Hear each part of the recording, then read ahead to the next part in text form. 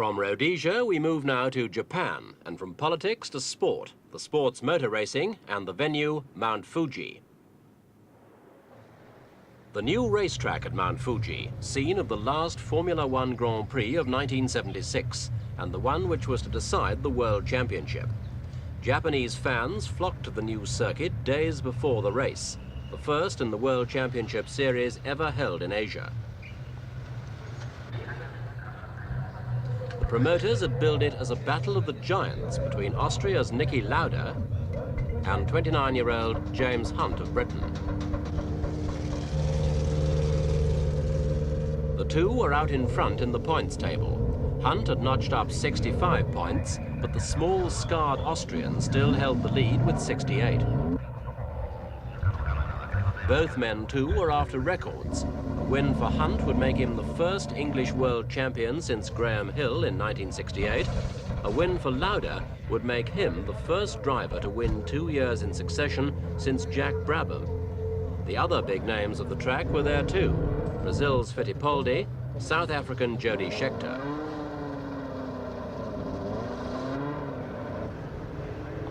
But the eyes of the motor racing world were fixed firmly on Hunt and Lauda.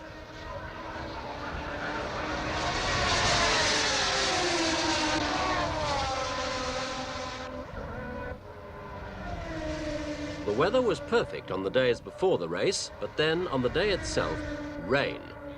It was a depressing start for the climax of the motor racing year. For rain on a circuit can prove both expensive and dangerous. Expensive for the promoters, forced to refund gate money, and dangerous for drivers should the race go ahead in adverse conditions. But the weather didn't deter the thousands of fans who'd flocked to Fuji.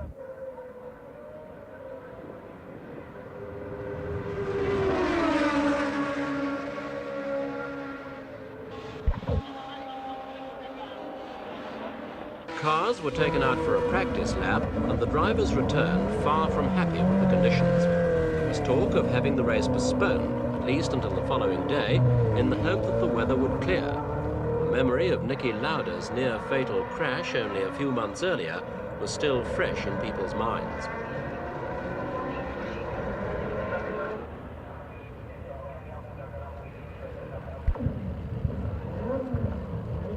The promoters were adamant, however. Either the race took place on schedule or it was cancelled for good.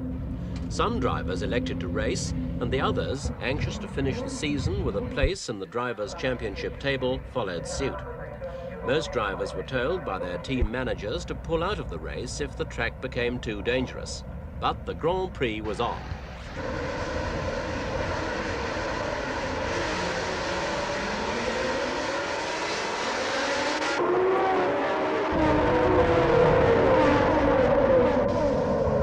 The thousands of Japanese fans, other spectators with a personal interest watched the start. James Hunt's parents and girlfriend Jane Burbeck watched the race, transmitted via satellite in a London TV studio.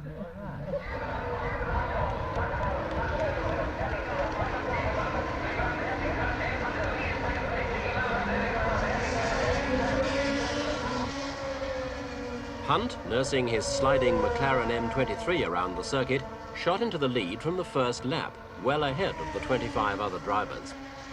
It looked like it was to be a race of attrition, with Hunt trying to keep his lead, fighting off challenges from cars racing out of the spray behind him. But then, in the second lap, his main threat suddenly disappeared. Niki Lauda pulled into the pits and quit the race. He said the conditions were just too bad, and the championship simply wasn't worth dying for.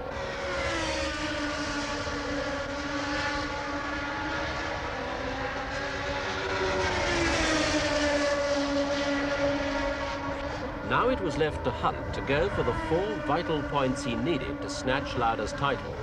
Points are awarded at the rate of 9, 6, 4, 3, 2 and 1 for the first 6 drivers.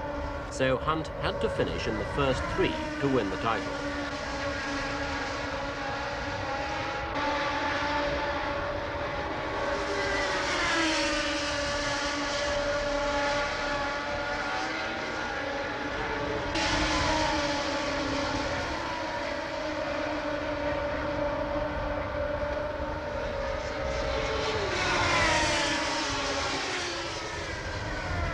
The Englishman was challenged only once during the initial stages when Vittorio Brambilla of Italy spun off the track trying to overtake the McLaren on a tight corner. In London, Hunt's family willed him to win. As Hunt roared past the pits, his mechanics noticed that his tyres were shredding, but they left the decision on whether he should make a pit stop up to the driver. He didn't give up the lead.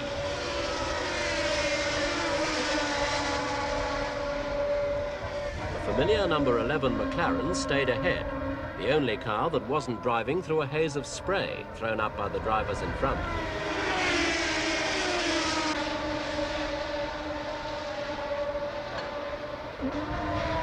Mechanic signals told him he could pull into the pits if he wished, but the spectators and his family saw him cling tenaciously to the number 1 position.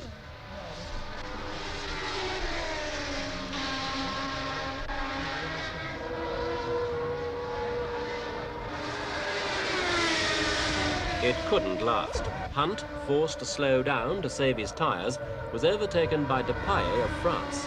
3 laps later, lap 65, Andretti of the US flashed past both Hunt and Depailler, whose own tyres had also started to disintegrate. The scoreboard now showed Hunt in 3rd place, behind cars number 4 and 5. Hunt's tyres were first to give out. He was forced into the pits with a front wheel puncture.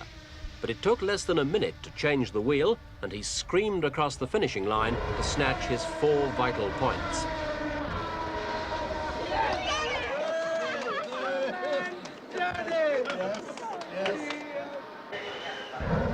While his family could think only of their new world champion, another driver shared the limelight at Fuji. Mario Andretti covered the 73-lap distance in 1 hour 44 minutes and took first place in a John Player special.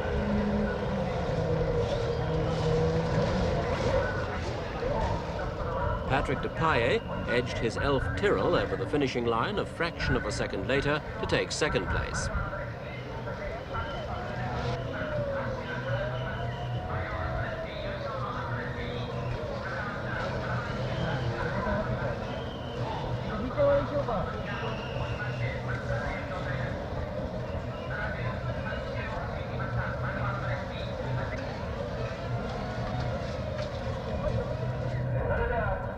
It was an elated James Hunt who flew into London Airport, where he showed one of his prizes to reporters. And that's your prize? Yeah, that's what you get for winning the World Championship.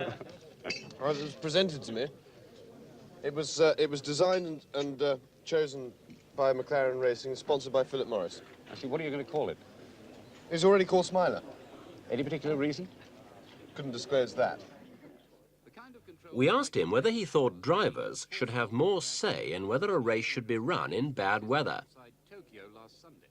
Well, I don't think the drivers should run the thing, and I don't think they should make the ultimate decision. But I also think that if the drivers say that the conditions are dangerous and that they don't want to drive, then that should be respected. And they definitely shouldn't be made to drive, and they shouldn't open the track to have a race. Things may change, and 5 drivers have already banded together as a safety committee, but action seems unlikely before next year. Meanwhile, this is 1976, and Mr. Charming, James Hunt, is the darling of the racing circuit.